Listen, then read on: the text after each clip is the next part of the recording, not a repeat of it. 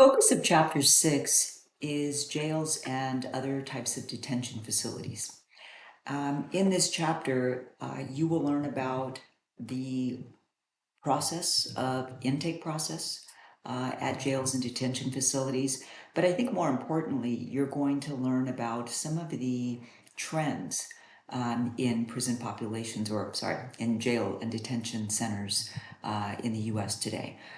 These trends revolve around race and ethnicity, juvenile facilities, as well as gender. And also important, you'll learn about some of the key issues that are affecting prison populations and the people who work at the prisons, correctional officers today. We have a large number of people that are incarcerated at any given time in the United States on any given day.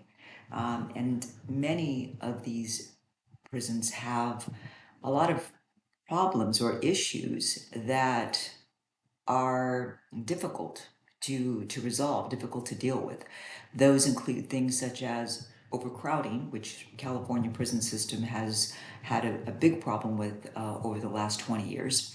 But in addition to that, medical care for older inmates, that is very costly. And some have argued that perhaps we should parole older inmates, particularly those who do not pose a threat to society. But where does that really pass the burden from Medicare? Well, from the prison to then Medicare, it's still a public system. But it would help alleviate overcrowding, so that's a plus.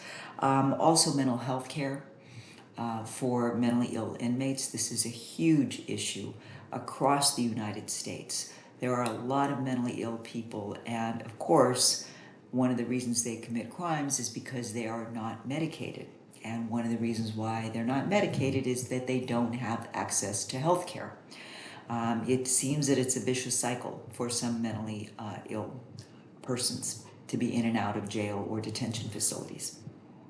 In addition to that, the issue of trans and intersex individuals. Where should they get housed? I gave you a discussion about this issue. Should that be a right? It's not currently a right throughout the United States. It's only a right in a few states. In fact, in many states, it doesn't matter if you make the request, it won't even be considered. It's against the law, right? People, according to their laws in these states, people have to be housed in the facility that is consistent with their biological sex, not with their identity.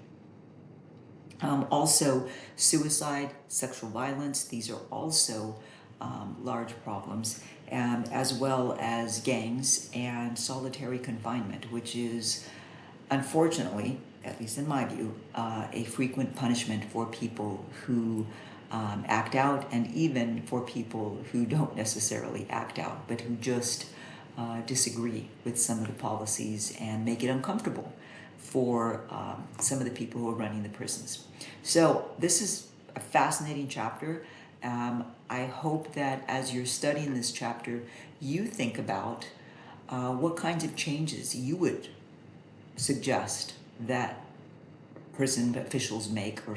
jail officials make, so that some of these problems could be alleviated. Not completely eradicated, obviously, but there has to be something that we can do.